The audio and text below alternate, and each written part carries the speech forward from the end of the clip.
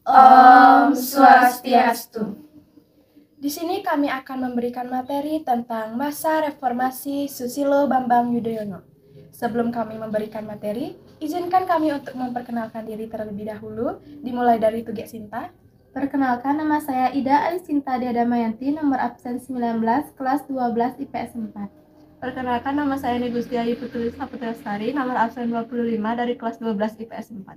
Perkenalkan, nama saya Nikada Ayu Kusuma Dewi, nomor absen 28 dari kelas 12 IPS 4. Perkenalkan, nama saya Nikada Nia Purwati, nomor absen 29 dari kelas 12 IPS 4. Perkenalkan, nama saya Nimade Aprina Devianti, nomor absen 30, kelas 12 IPS 4. Perkenalkan, nama saya Putu Mariska Unandari, nomor absen 35 dari kelas 12 IPS 4. Baik, langsung saja ke materinya tentang Masa Reformasi Susilo Bambang Yudhoyono.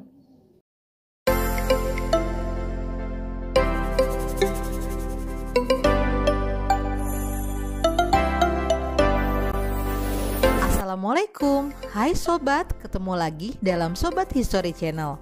Dalam video kali ini, kita akan membahas tentang reformasi masa Susilo Bambang Yudhoyono atau yang lebih dikenal sebagai SBY.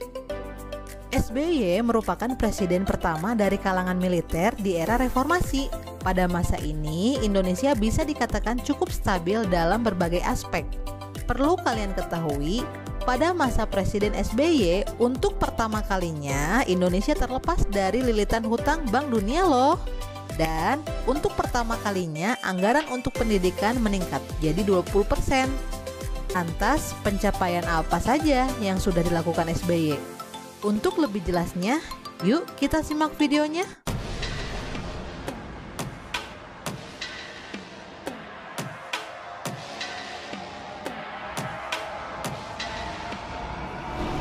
Selama 3 tahun pemerintahan di bawah kepemimpinan Presiden Megawati Soekarnoputri, waktunya tiba untuk pemilihan parlemen dan presiden baru di Indonesia. Perekonomian terbesar di Asia Tenggara dan kepulauan terbesar di dunia.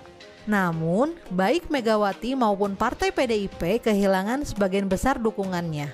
Pemilu 2004, dan karena itu banyak yang yakin Megawati akan keluar dari istana presiden setelah pemilu.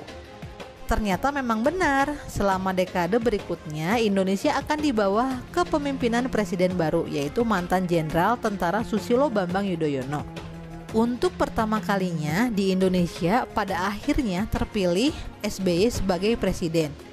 SBY dilantik sebagai presiden ke-6 Republik Indonesia pada tanggal 20 Oktober 2004 bersama wapresnya Yusuf Kala, yang kemudian kembali terpilih di pemilu 2009 bersama wapresnya Budiono. Sejak era reformasi dimulai, SBY merupakan presiden Indonesia pertama yang menyelesaikan masa kepresidenan selama 5 tahun dan berhasil terpilih kembali untuk periode kedua. Masa kepresidenan SBY juga ditandai dengan bencana. Bencana alam yang paling terkenal adalah tsunami mengerikan di Aceh yang menewaskan lebih dari 200.000 orang pada tahun 2004. Bencana-bencana lainnya adalah gempa bumi di Bantul, Yogyakarta pada tahun 2006 yang menewaskan 6.000 orang. Semburan lumpur Sidoarjo, sejumlah banjir di Jakarta yang memicu evakuasi sekitar 500.000 orang pada tahun 2007. Dan terakhir, letusan Gunung Merapi pada tahun 2010 yang menewaskan 353 orang dan menyebabkan evakuasi 350.000 orang. Prestasi baik dari pemerintahan SBY berhubungan dengan fundamental makroekonomi. Hutang luar negeri Indonesia menurun secara mengesankan, cadangan devisa meningkat, dan pertumbuhan produk domestik bruto tahunan membuat Indonesia berhasil melalui krisis global 2008 sampai 2009 tanpa masalah yang berarti. Visi misi pemerintahan SBY JK tahun 2004 sampai 2009.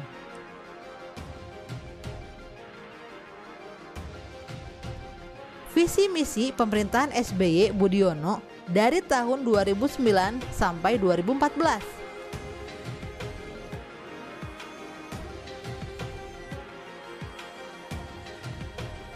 Kebijakan politik masa pemerintahan SBY.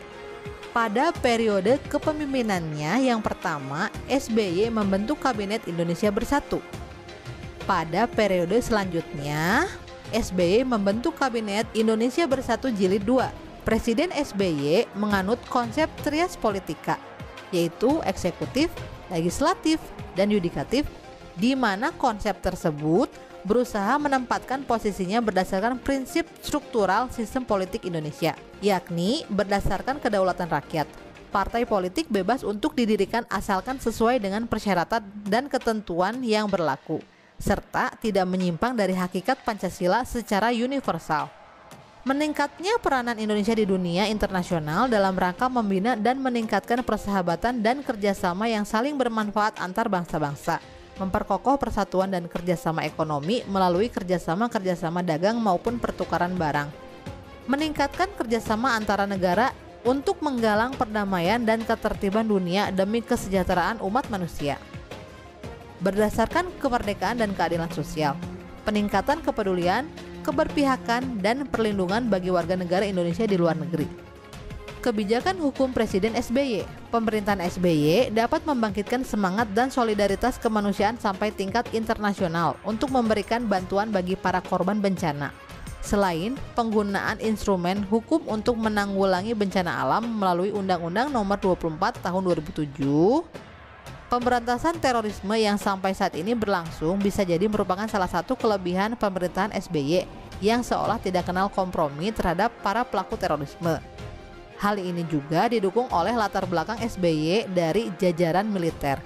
Usaha pemberantasan korupsi dengan KPK membentuk tim khusus penanganan pornografi.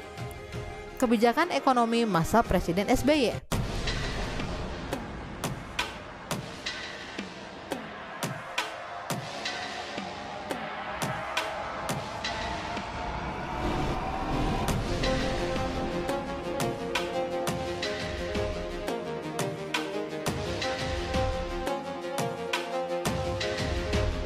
Kekurangan era SBY.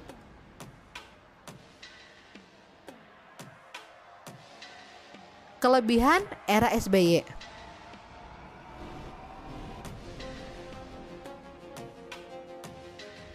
Di awal pemerintahan SBY banyak sekali bencana-bencana yang terjadi di Indonesia. Akan tetapi, walaupun demikian, Presiden SBY merupakan salah satu presiden yang paling sukses pada era reformasi.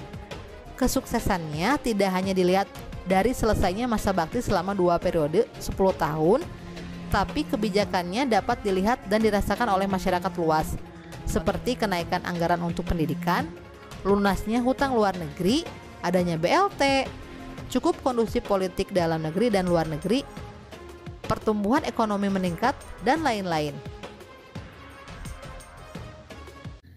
Sekian materi yang dapat kami sampaikan tentang masa pemerintahan Susilo Bambang Yudhoyono. Jika ada salah kata mohon dimaafkan. Kami akhiri video ini dengan para mesanti. Om Santi Santi Santi Om.